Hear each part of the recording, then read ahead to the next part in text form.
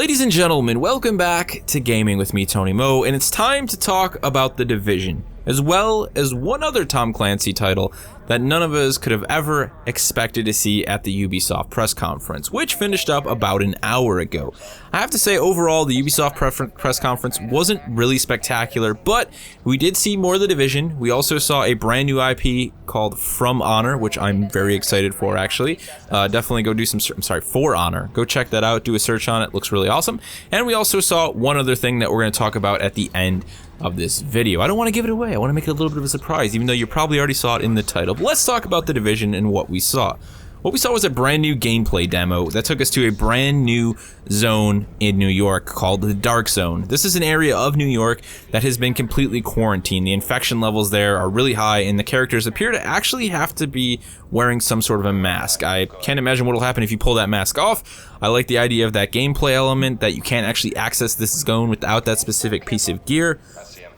But really the first thing that you notice is, number one, the trio is back. Megan, Bronson, and Brian are all back together again, so we have that terribly scripted voice commands, because this is how Ubisoft thinks real people actually play games, and they definitely don't.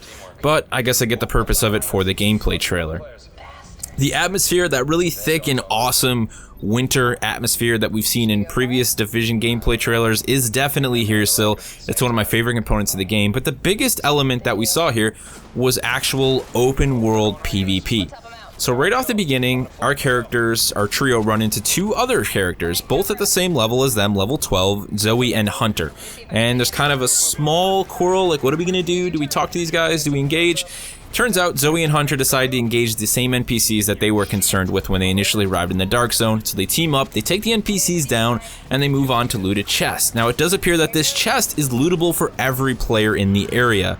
I don't know if that's going to be every player that was involved. We really don't know the technicalities on that. But the one thing that we do know is that our main man here, Brian, he was able to loot a weapon. And at the same time, Megan, Bronson, as well as Zoe and Hunter all looted their own equipment as well. As you'll see later towards the end of the gameplay trailer, when they decide to turn guns on each other just to get a look at what that loot actually was. And that is obviously a big component of the Division. It is an open world PvP and PvE focused experience that is very much RPG driven. And one of the cool things I thought about this was that they're really putting detail into this game, and you probably you won't even see it the first several times you watch this video. But when Brian actually loots the M60 out of that crate, it's considered contaminated because it's in the Dark Zone. So that's what these yellow contamination crates are on their back. These are loot crates that are holding the gear that they just looted. A bit ridiculous, right? Because, you know, they're obviously not pushing for realism here. He has an M60 inside of a tiny yellow contamination bag on his back. That's really not the point of it. It is very much a game that is focusing on those RPG elements. And it also stands out in the mobs. The first mob that they encountered, they looked at the level of the mobs and the actual type, and they recognized that they could easily take that mob down. However, as you just saw, they run into what is called the cleanup crew. These guys are elites, as Megan calls out. Very much like you'd see in any good RPG. These monsters or these mobs are actually tagged with some sort of a difficulty level, in this case, Elite being way too difficult for them to deal with. Knowing that this game has some sort of a permadeath mechanic, the team decides, let's bug out, let's call in for extraction, and let's get the hell out of Dodge. Now, one thing that we know for official now is that you are a member of the Division. You are agents that were sent to New York to try and restore some sort of order. You are the future, the hope for society. So, interesting thing, when the trio decides to turn on Hunter and Zoe at the opportunity to gain access to their loot. Turns out Brian's a bit of a dick, and I definitely would not want him on my fire team. Those guys were more than happy to help these two out when they could have caused a bit of a fracas, and they just decided to go ahead and kill him.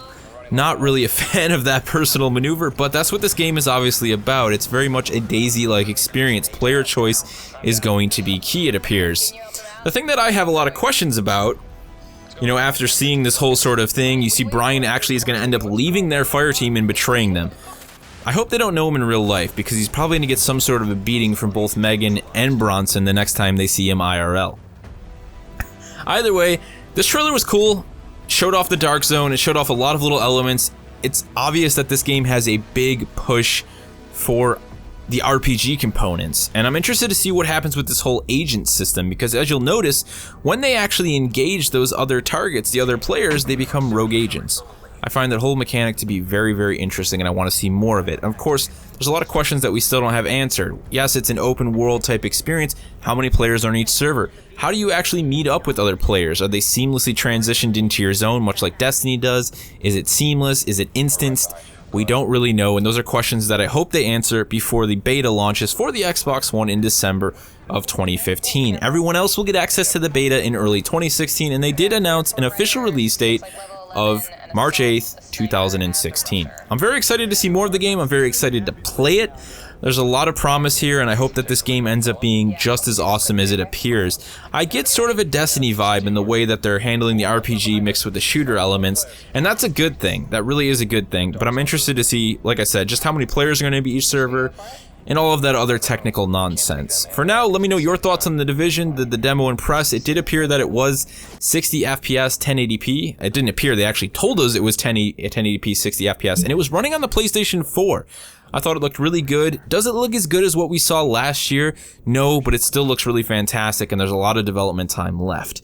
Now, we're not going to end it right there. Let me know your thoughts on The Division, but there's one more Tom Clancy game that we need to talk about. This was the final game that was revealed at the end of Ubisoft's press conference, which, as I said, was sort of lackluster, but they really cleaned it up with The Division, For Honor, and this insane brand new reveal for Tom Clancy's Ghost Recon Wildlands. It's a brand new Tom Clancy Ghost Recon experience.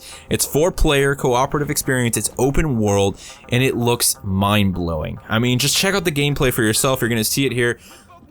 One of the big focuses is our team is taking down drug operations. So this is Ghost Recon team. They appear to be back, and they're conquering all of the continent, eliminating bad guys. Thing that Ghost Recon team, that the Recon team, the Ghost team does best. They show actual multiple ways to take down one specific location. So for the first one, they go long range. They actually eliminate White Hat, which is a specific NPC, and then they disable the vehicle that was carrying all the drugs. Then they go stealth, then they go ambush, all the while having the ability to jump out of planes, drive vehicles, dirt bikes, you know, armored buggies, shoot out of the back of these buggies, all in third person, all with 3 other players. It looks really damn awesome. You know what it actually reminds me of? An open world cooperative Mercenaries. Oh, Mercenaries wasn't always an open world game.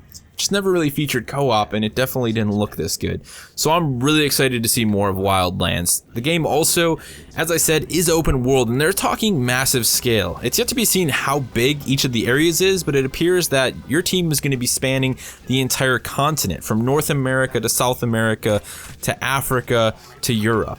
And I love that idea, because even if each of these maps within each of these locations is, you know, the size of something like Skyrim or smaller, really whatever they have to do to make sure that it's fun, that's my biggest focus. But I like the fact that we're guaranteed to get variety in location. We're going to be able to experience different biomes. We can go to the mountains, and they show this in the trailer. The jungle, the forest, the desert. Rip around on a dirt bike on a frozen lake or on a salt bed. I mean, my brother and I were talking after we saw the trailer, and we were both agreeing, like, I could get lost for hours just driving around dirt bikes out in the mountains and on the salt flats. It's like, totally. So this is just awesome to see another 4-player cooperative experience, or another cooperative experience coming from Ubisoft. And this really kind of cleaned up what to me was a terrible press conference full of really painful moments. And I'm just really happy to see more in this game. It does appear that there is going to be some sort of player flux. You see it kind of at the end of the trailer. They let White Hat live, and then it appears he is just being absolutely beaten by what seems to be another gang, possibly another drug cartel. So they're kind of, you know, causing this sort of chain reaction to eliminate this guy rather than taking him out with a bullet. A lot of hidden stuff in this trailer. There's a very good chance that we won't hear anything about this game for another year, similar to The Division. But it is good to know that it is being developed, of course, not by the same developer as The Division. The same team that worked on Ghost Recon Future Soldier, the most recent Ghost Recon game, is in fact working on Wildlands. I think they've had a really solid team there.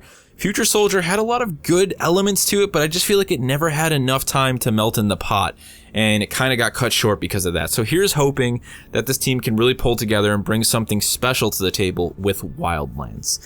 So at the end of the day, all I have to ask you is, which one are you more excited for? They both look spectacular in their own ways. I'm really amped for both of these games. I love this huge resurgence of cooperative experiences that we saw at E3 already.